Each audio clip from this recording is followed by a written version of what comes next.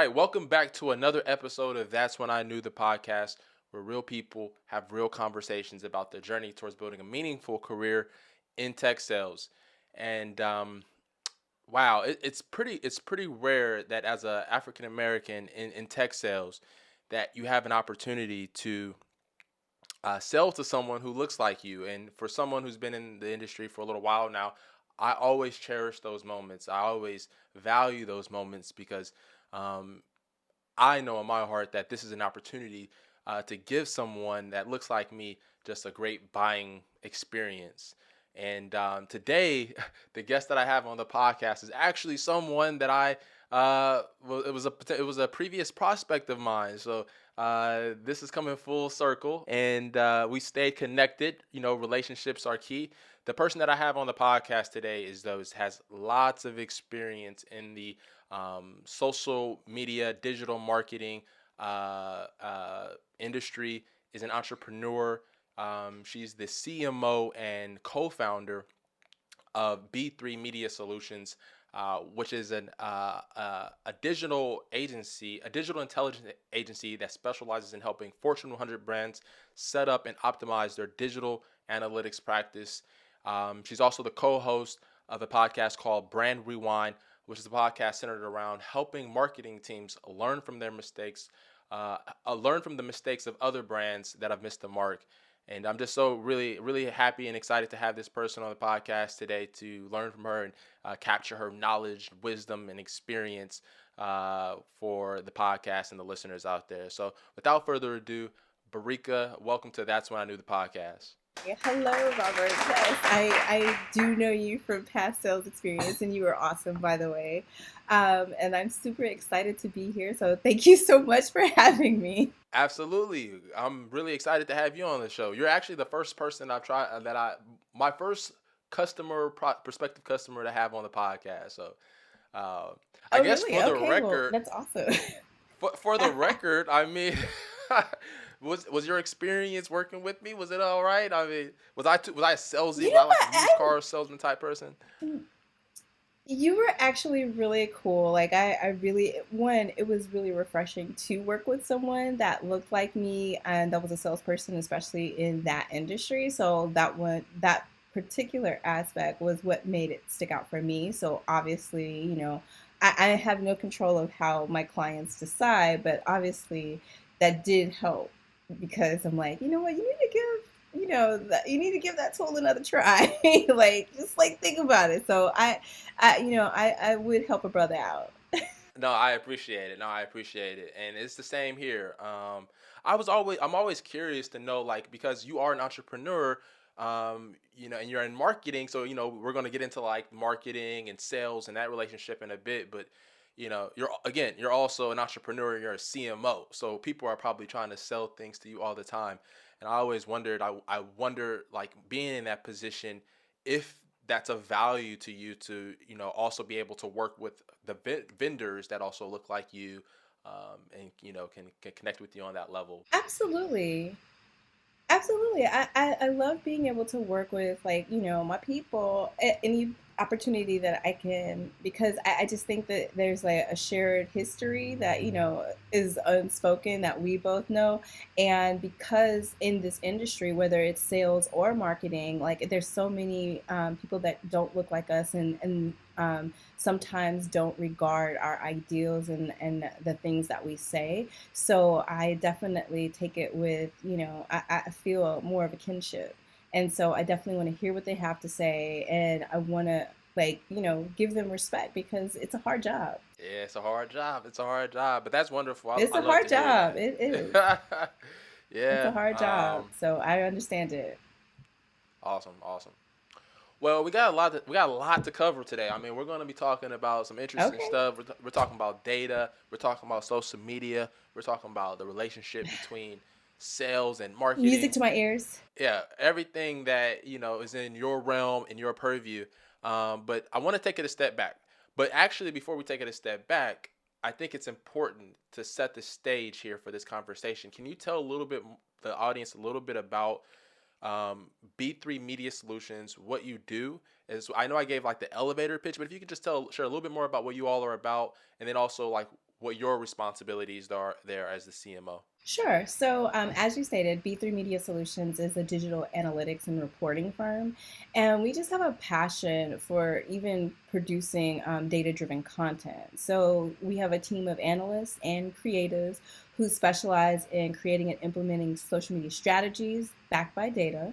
We design a lot of social media KPIs for brands. We do benchmark reporting, quantitative and qualitative analysis on social and video through a variety of tools that either we have or our clients have.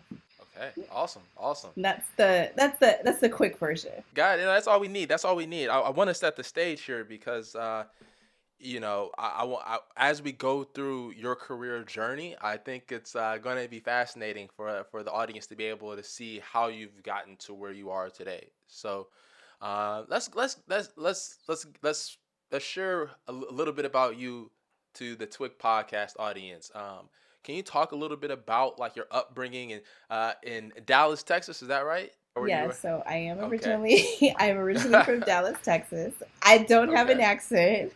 Okay. And I mean, I grew up there. I went to private school pretty much all of my life. And after graduation, I was like, I'm getting out of Texas. I'm going to an HBCU.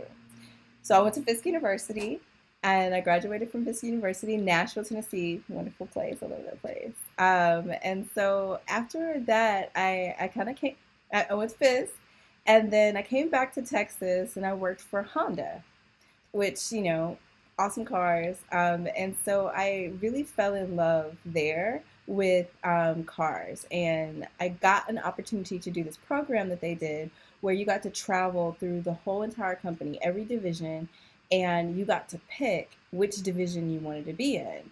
And so you go through sales, you go through parts, motorcycles, the boats. That was actually very fun. But I selected at the time e-commerce because I was like, this is where everything's going to happen. The internet is coming on, like everybody was kind of into it, and so many wonderful, cool things were happening. And so I really wanted to be in the nexus of that specific department.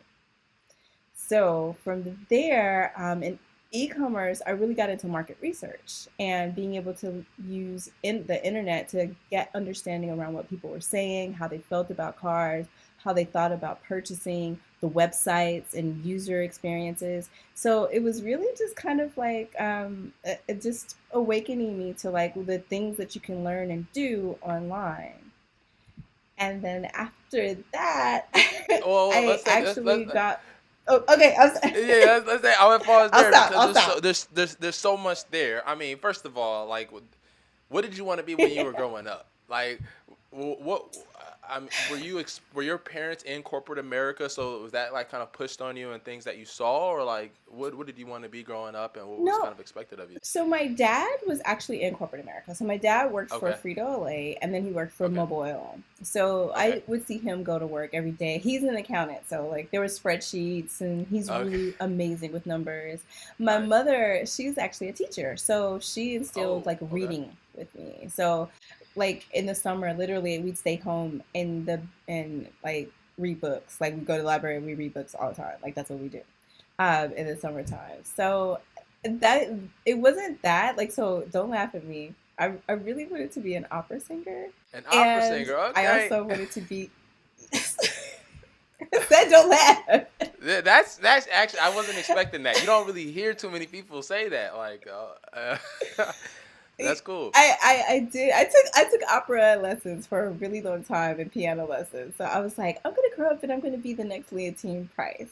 And then when I got to high school, I changed my mind and I was going to be a journalist because in Texas, Clarice Tinsley is like this really famous journalist that, I just really love. So I would practice journalism. So it had nothing to do with social media, had nothing to do with marketing. So it was completely different. Okay, awesome. Whoa, wow. Okay, cool. Well, then what was it about the? It sounds like the e-commerce was like your foot into this whole marketing, go-to market, customer-facing world. What was it about the market research that really just like did it for you, and like it was really what fascinated you about market research?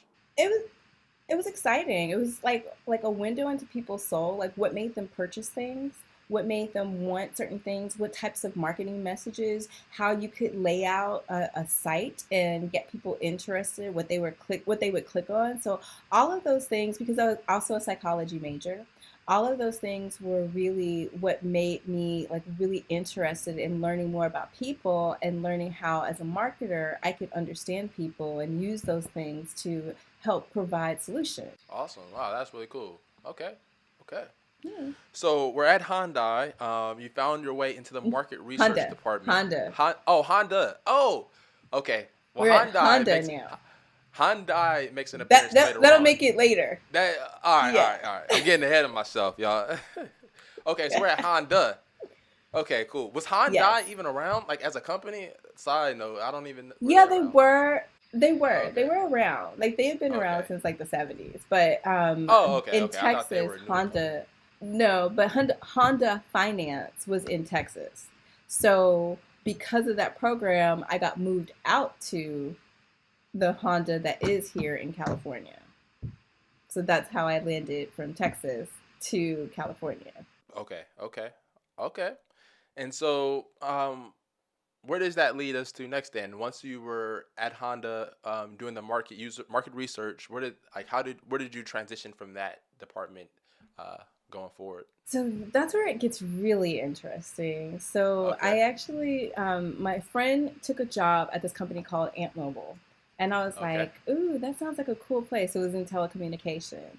And Uh-huh. so I was like, do they have any job openings? And they were like, yeah, they have something that was called a social market research manager. And I was like, oh, Social I could market do research that. manager. Okay. Yes. So it straddled both market research and social because the only social at the time was like MySpace and Facebook. And I mean, they had there were like, some other little things, but those were like the two biggest things that they were using.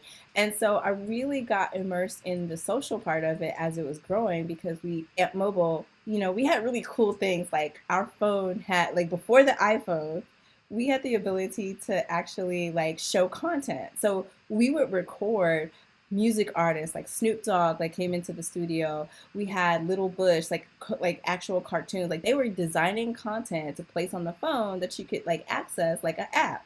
It was like pre-app, but it was on the phone, programmed like literally on the phone. And so it was the coolest company because I don't know if you know Peter Adderton, but he was the one that actually created Boost Mobile.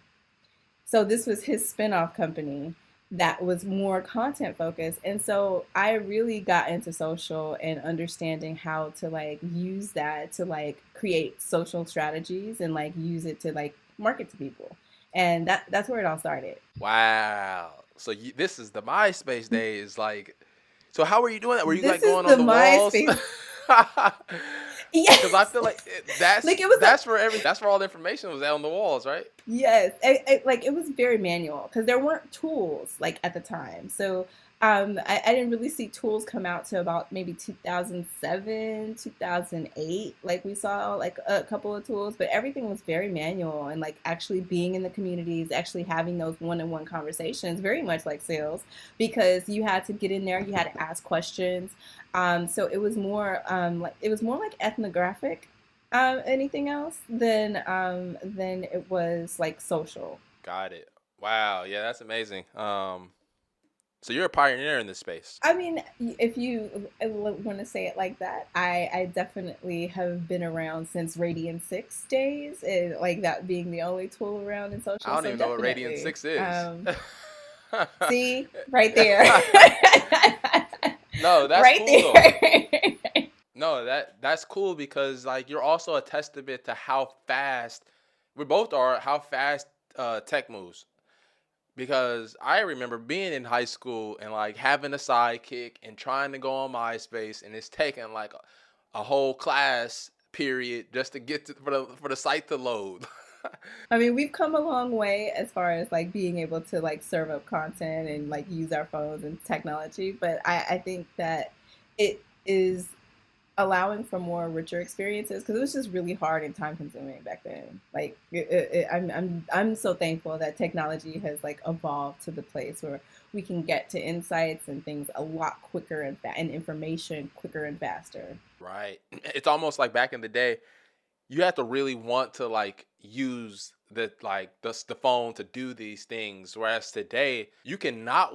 People are don't want to do it, but they're like it's so fast and it's so like programmed and like that you do it unconsciously. It's like your phone and the media and the content just unconsciously a part of your life. It is. I mean, think about Alexa. You know, like I could be talking to you, and Alexa will talk to me all the time. Like it just like I could just ask, I want this, and Alexa will say, "I'm sorry, would you like to put that on your list?" I'm like, "No, don't do that." I don't like. She does it all the time. I got Siri on my side. I haven't dealt with Alexa much, but okay, okay.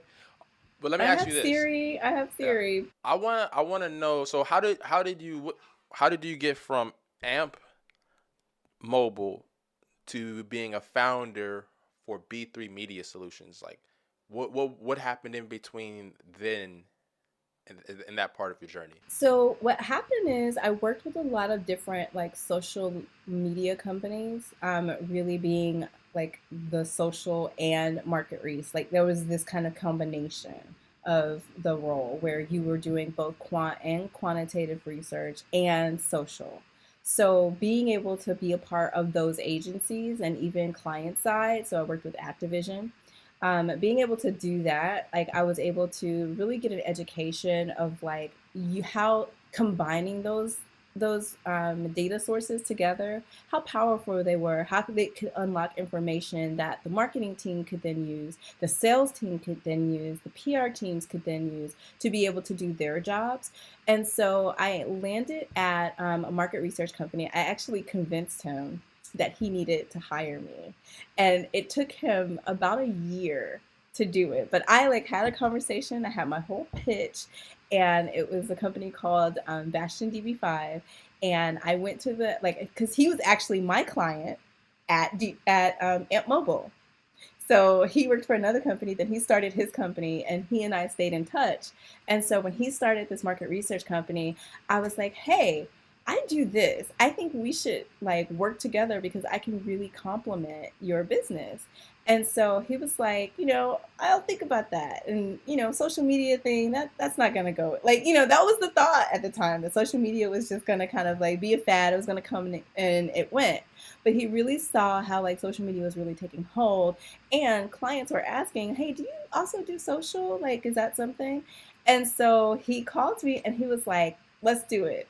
And so I worked there for like 7 years, really learning like how to combine that information and being able to provide that for the client up until I got laid off. My partner and I decided, that we weren't going to take that lying down. And it was really the client that we were working with. She told us, go big or go home. And that she was there for, to work with us. And so we were like, you know what? We're gonna go big and go home. So we created B3 Media Solution as our answer to that, and we haven't looked back ever since. Wow. Wow. We kind of have to pause there because there's so many wisdom and just gems in that story that I like to like kind of highlight and put on, display here. I mean, first of all, the first one is just sometimes blessings uh there are blessings in disguise, right? Like the fact that you were laid Yes, off, but really absolutely. that led you to, starting your own thing. And then also to your story about how you convinced this person to bring you onto the team, and your approach to doing that is actually very entrepreneurial. It's like those are like, this show is called That's When I Knew, and it's all about having those moments where you reflect a little bit and you're like, damn, that was a sign all along. And, just hearing your story, it makes sense to how you would eventually become a co-founder, and, your pitch to him and how you were seeing the future, and you took that initiative. No, I definitely I saw that like the way that data is now, it's like now they're all putting it together. But back then, I was like, why are we putting this together? And that's why I wanted to work for a market research company, because I felt like we could work together to create better information because we're not just looking at one piece. people were really looking at silo data. It's like either market research, or you're going to have qualitative, or you're going to have social. And it's like this little thing, but nobody trusts it.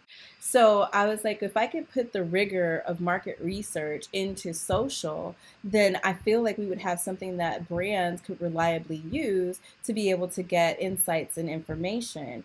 And so that was my pitch. That was how I was able to get him. And when he had the revenue to support having, me on, and we were able to build the team up to like 7 people. So like, here and in New York. So it was really great to have had the experience. And it was from there, because I don't think at the time that I approached him, I wasn't ready to start my own business.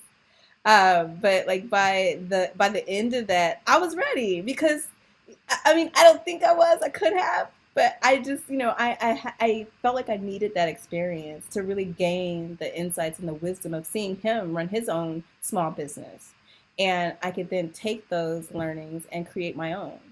Yeah, no, there's I watch a lot of Y Combinator videos, and that's one of the advice they give to people who are interested in eventually being entrepreneurs. Like the best way to learn is actually to work for a startup. Things move fast. You get to see things at a low scale, and as it, see things grow and expand. Um, so yeah, that's awesome. Now, there's another But part of this I story that, didn't oh, know. hey, No, I didn't know that I wanted. I never knew that I wanted to be an entrepreneur until it happened, okay, and I was okay, presented with that. So like the now, okay. that's how I knew. That's when I knew. Like it was like I was presented with the choice of like, do I want to like do this, or do I want to go and do my own thing? That was when I knew. What was the other choice? So you had one choice to kind of serve this one client who was willing to work with you, and the other choice was to what, go work for another agency or just go work for another Yeah, just company. go work for another agency or another company. I could do that, or I could just try it on my own. And she really gave us the confidence to like just go and do it on our own. So I really did not know that until that moment. How did you how did you make that decision to say I'm gonna go? Like, what influenced you to even have faith that this was the best way to go? So my partner, like, we it is, but I wasn't by myself. So B3 has 3 co-founders. So like we like sat down and said, we could either go get a job, or we could take this opportunity and build from it. And I'm betting we'll win. And that was really the confidence that it took for us to be able to say, you know what, if I'm going to bet on anybody, I'm going to bet on myself and do what I need to do to be able to get to be successful. And so that's why we decided to create B3. Awesome. It sounds like some of that confidence came from your customer, the one that was like, "Hey, I love working with you." Where would are there other sources of that confidence that people should look for, or yeah, where else can people get that confidence to just say, "Hey, I'm making this move." I mean, look at your accomplishments. I'm a big fan of like going back over and like seeing like, you know what, I did this and I did that. Like these are the things that I moved the needle, and it definitely helps if you have a client or someone that you worked with in the past that speaks highly of you, that loves your work, and that is constantly praising you. Like you can look at the history of your work and the accomplishment, and that gives me confidence, and that will give you confidence in your ability. But also, I think another place is, I had really supportive family that, like, my father was our first accountant. So, Okay, like, yeah, like, no, that's seriously, clutch. I kid you not. Like, when we were small and we needed an accountant, my father, came through like a champ and worked with us until we could be like, all right, Dad, we're going to get a professional, because he's retired.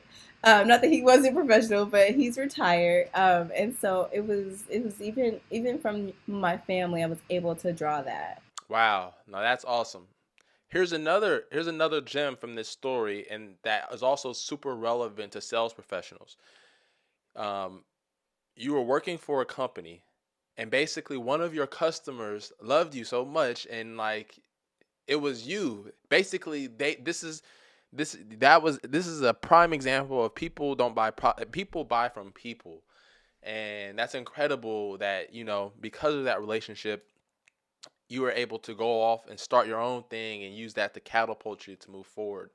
Um, during offline when we last spoke, you had talked about how uh, sales, especially for a small startup, is about relationships and making your customers look good, and not as much about like the revenue.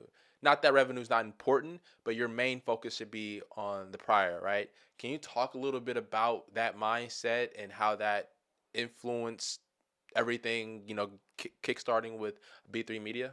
Absolutely. I really, as a professional, I just made it a point to create relationships with the people that I work with.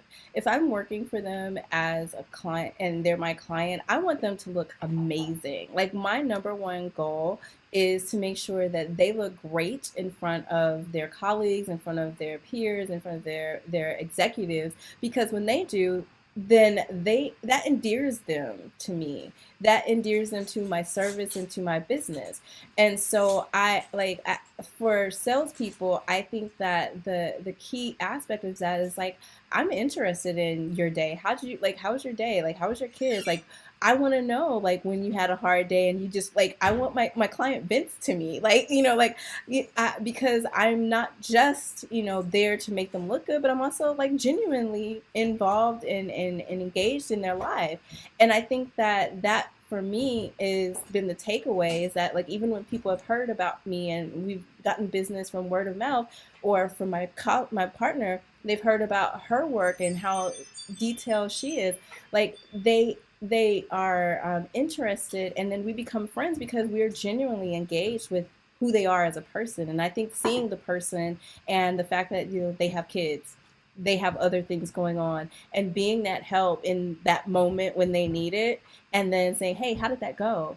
Oh, how was that presentation? Oh, I saw your LinkedIn post, that was really awesome. And just being a real person, I think it's about being a real person, is the best way to sell your service. No, I love that. I love that because relationships are key. Now, there's some books that are a little like, antiquated that say relationships and business. It's all about the business. But I think I think relationships are key, and there's I see a trend happening in tech sales in the years. I think that the what's going to separate a great account executive from a not so great account executive is reputation. So reputation, these are things about really it's your personal brand. Reputation and personal brand are going to be key. Like how do your customers think of you? How do your colleagues think of you? All of that is going to be significant uh, aspects of what it means to be a great seller, in my opinion. All right, I want to do you have a ring? The camera, the ring Yes, camera. yes, I yes. have a ring camera too. I just got so I recognize the jingle. I'm like, oh, somebody's at my you front know, door. we've got contractors on the property. They walk Oh, around. It's okay. like yeah, it's crazy. Nice. Awesome. Oh, yeah. I remodeled my house not too long ago too. So no, it's a lot going on.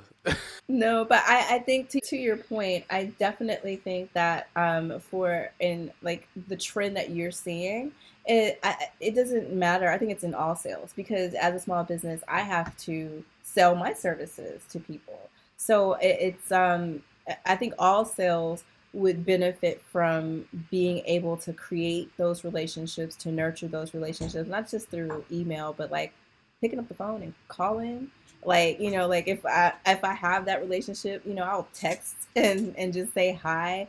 I don't want anything from you, I just want to say, like, I hope you're having a good day. Like those are things that separate, to me, that when people do that with me, it separates them from the people that are on my LinkedIn every day, that are like, hey, I've got a new service that I'd like to sell you, like, or they have no like, they don't see the person, they just see that they have to make a sale, and I don't want to do it. And bringing it back to social media just a little bit, I think it's easier. It's easier to have that human connection more than anything with social media. Ironically enough, because like for me personally, I don't think I have the best relationships with my customers where I can text them and like I'm checking up on them. But what's cool is like a platform like LinkedIn, when they land a new job, I congratulate them, or like something happened, you congratulate them, you like their post. Like, I think, would you say though, as a now putting your CMO, your entrepreneur hat back on, as a buyer, Are those also things that you kind of notice, when you're working with vendors as they're engaging with your posts on social media? I do notice those. I also notice when people are able to provide information that's timely and relevant because maybe they did look at my post or they did look at something that I did or said, or even someone sent me like a white paper that was about supply chain management on social, and I was like, oh, thank you. Like that was really like I do take Yeah. note of that because Okay. it wasn't something that they had to do, but they were mindful and they were thoughtful about it. And so I think that that does go a long way, even on social interactions, to help get a separation of a salesperson from somebody that I would want to do business versus someone that, I wouldn't respond to. Gotcha. Wow. Okay. Taking notes here. Taking notes here. This is being recorded, so I'll be able to refer back to. I'll be able to refer back to this when I'm struggling. And I'll be able to. I'm just dropping these gems, just dropping Hey, these I gems, appreciate it. I appreciate it. I want to get some more, perspectives from you around just similar topics. Let me see here. So this is a question that I think you are most suited to answer, um, as the founder and CMO of B3 Media Solutions. How can sales teams, and let's make it, specific for like the people who are like listening to my call, so like account executives at growth tech companies, how can they use social media to drive revenue from an individual contributor's perspective? Do you have thoughts there, or I have you think seen that anything? Yeah, I think that the social and social listening to me is one of the strongest things that even sales teams can use. I know that it's usually relegated to like marketing or market research or consumer insights, but I think if a sales team is able to see what consumers' pain points are, like they're even in B2B, but if you're doing growth tech, like if you can see what their pain points are, if you can see what they're talking about, what's of interest, if you can see where they're hanging out on social and what things that they're doing there, that gives you a ton of information that you can use for your sales pitch to create those relationships, to create things that they would be interested in, to create things that speak to their need. And so, social listening to me is sometimes the most underrated thing, but it works on for all departments. Like there are so many things that's just free. It's just free information that you can use and harness for your purpose.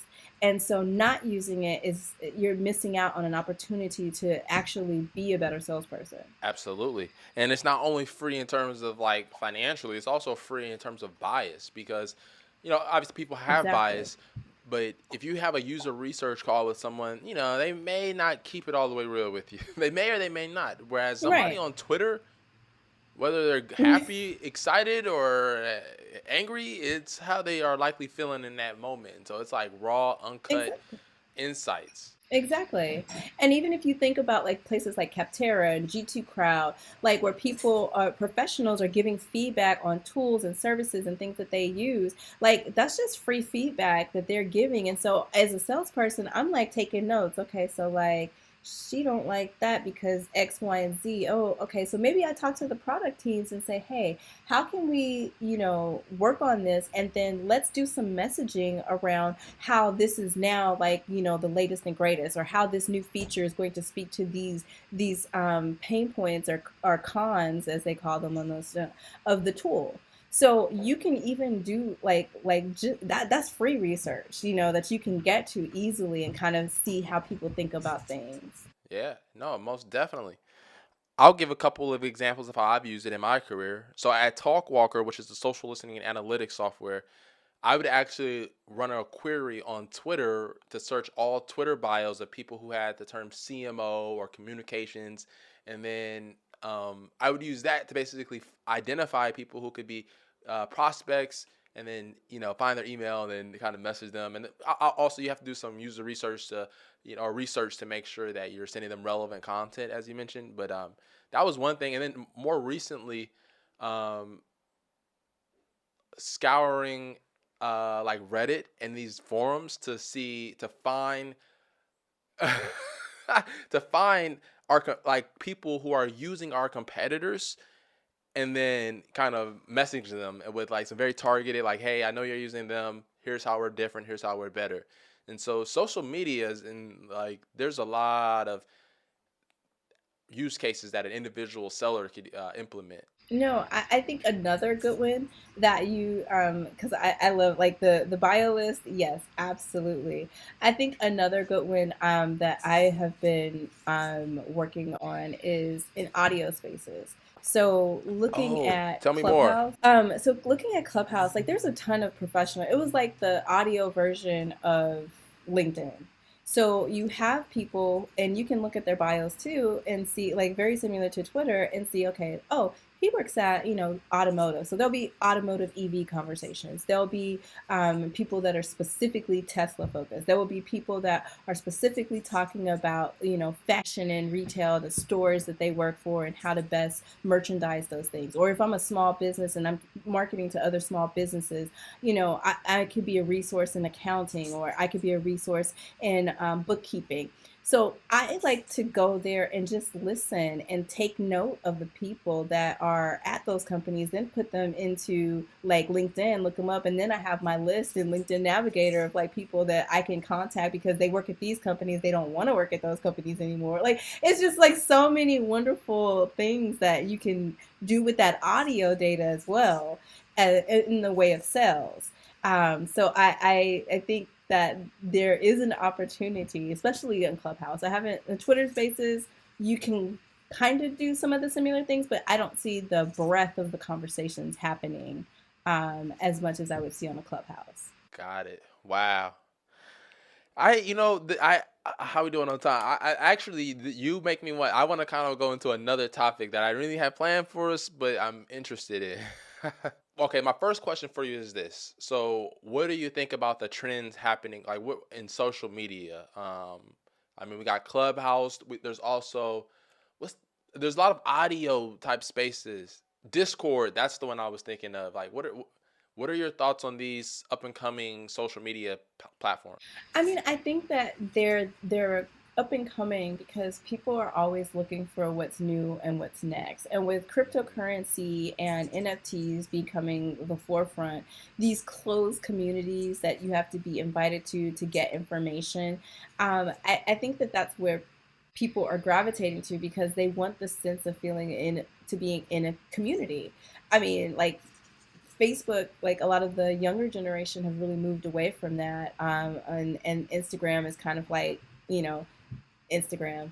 Um, so I feel like they're trying to find like these new intriguing places to like hang out and share information that's not normal, that's not the typical places.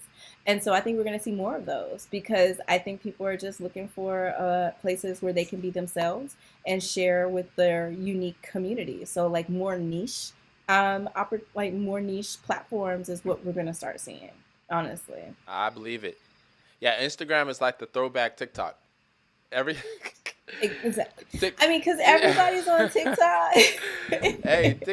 Instagram is like throwback Thursday of TikTok. Every time I go on Yes, TikTok and then I go on Instagram a week later, I'm like, I just saw this on TikTok like last month. exactly. That's Exactly. cool. Like they're just copying TikTok, which is cool.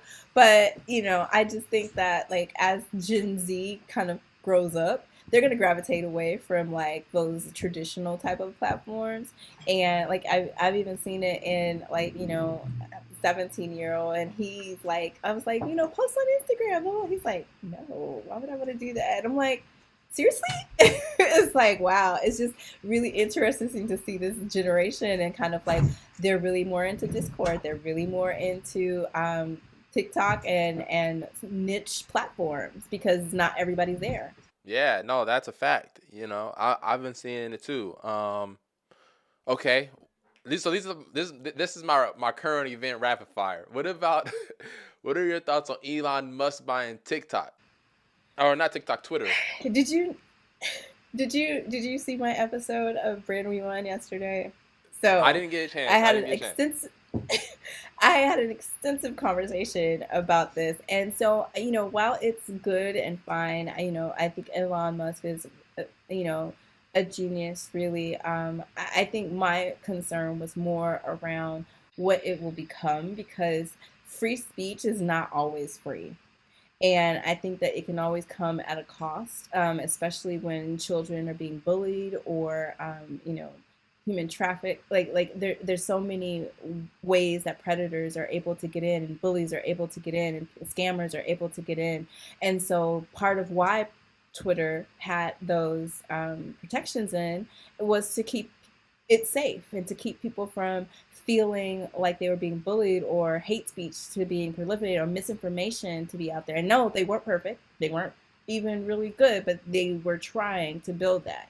So just kind of like opening up the floodgates for the right and the left to like somehow get along.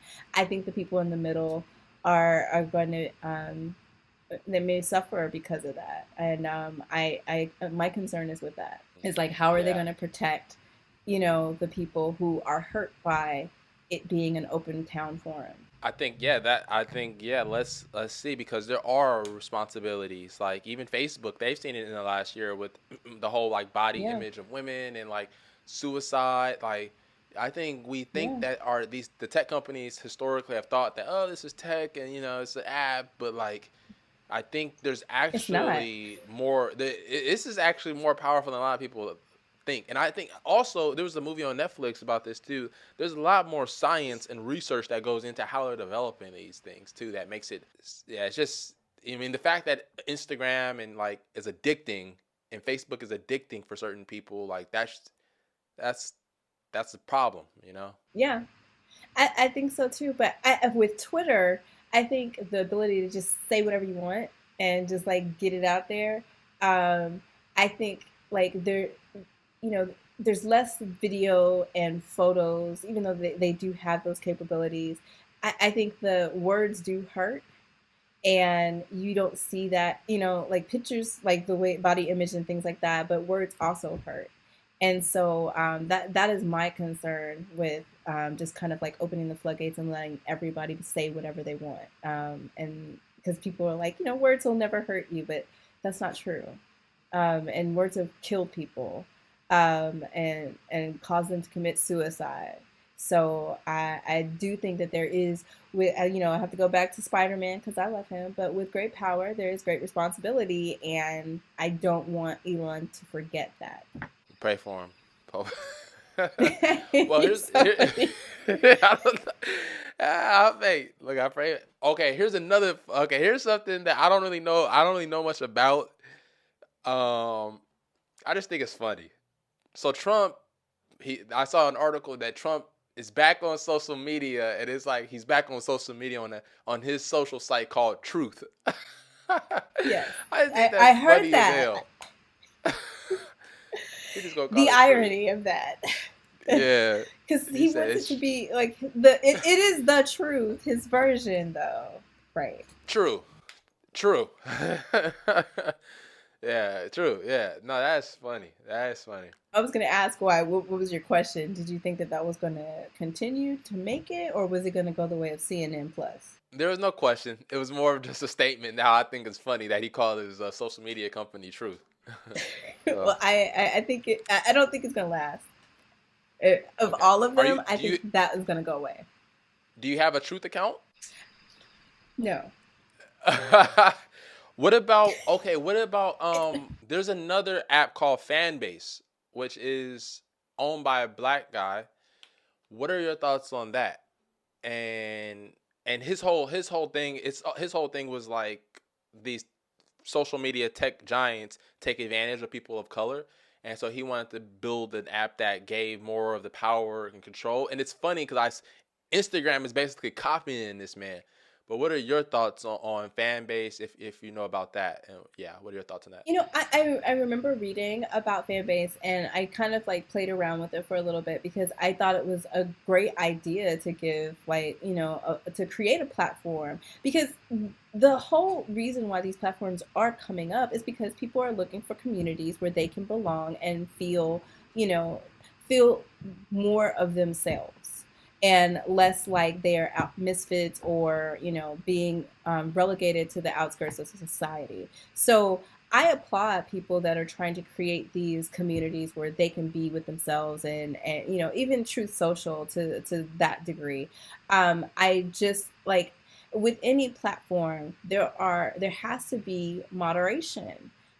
Because there's just, you know, whether it's I'm with my people or I'm not, you know, it doesn't really matter. I think that we all have the power to heal or to hurt, and that can come in the form of, you know, words, that can come in the form of images, that can come in the form of video that people put out there, the music that people put out there. So I just think it's more about being conscious of how you are able to moderate that conversation and what's going on there on those platforms. I love that. We have the power to heal or hurt. I love that. Wow, this has been such a great conversation. So to wrap up the show, the last part is normally a game, but I have a better but I have a I better don't get a idea. I Okay, came on this show for a game. Damn. Oh, okay. Uh, I Everyone can think knows you of a get a game. game. I Okay. got a game for us. All right. This this game is called Bad Press or Good Press. Or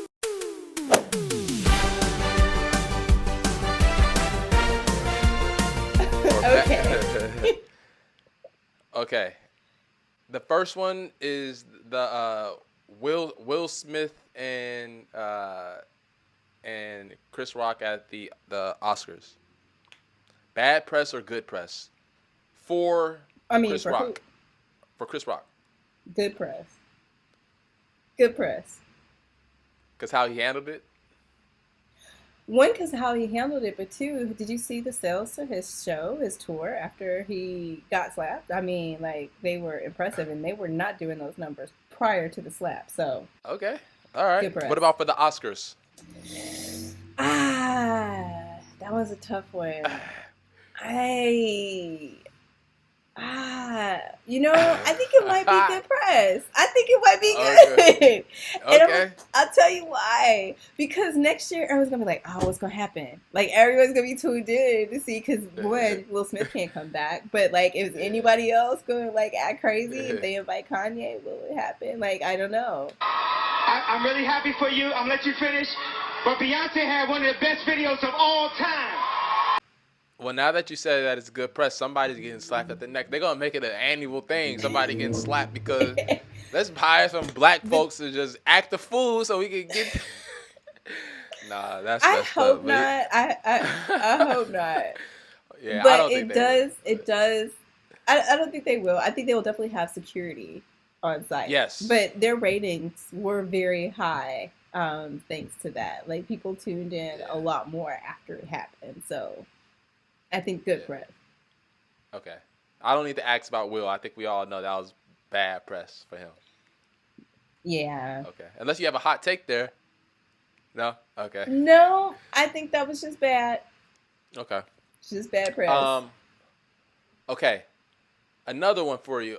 Do you watch okay, so on TNT, Shaq, Chuck, and Kenny, they have like a commentator basketball show.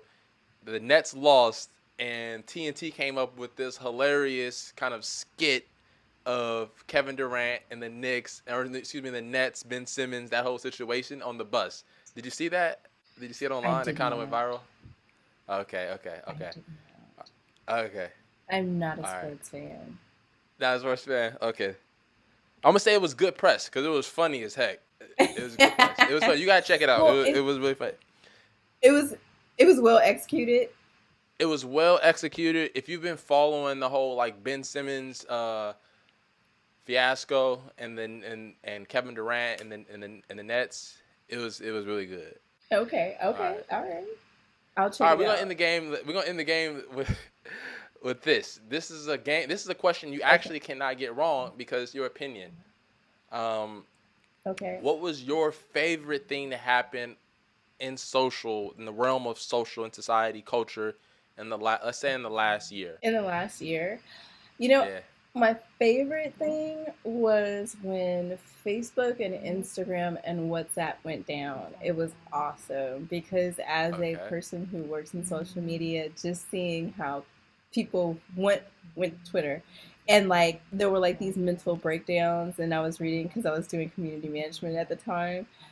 It was awesome. I like it was like the world stopped and people like literally were having like breakdowns on the fact that social wasn't there and companies were like, I can't see my data. And it was just like this chaos that was like all because they went down and their servers were down. So I just thought it was awesome. That was my favorite moment. I would have loved. I don't have access to like social listening platforms, but I would have loved to see like the traffic pick up to Twitter like on that day. I know. You know? No, it literally. I mean, I don't have access to Twitter's like back end either, but the conversations and just looking at how many people were talking because I was looking at that conversation, it was like exponential. It was so hilarious. I did a whole write up about it because I just thought it was just one of the. It was a very insightful play on how society has evolved. Now, on the flip side, what's your least favorite thing that happened on social in the last year? My least favorite thing that happened on social. It would have to be, I just dislike, so this metaverse thing. Oh, okay. The metaverse, okay. This metaverse thing is the metaverse thing is probably my least favorite thing right now because I think it's just like it's the Wild Wild West, like way worse than the Wild Wild West was, and just like I'm seeing people being scammed left and right because I'm looking at social data and people having conversations. So while it may be an interesting innovation, like the people that are collateral damage. And because I read a lot of posts and I see what's happening, that would probably be my least favorite. Yeah. I do remember watching Facebook's or Meta's that press conference they had or that like annual like kind of event where Mark Zuckerberg. Yeah, it was like It was a conference. And this is when he announced the new name change and like they had the whole video.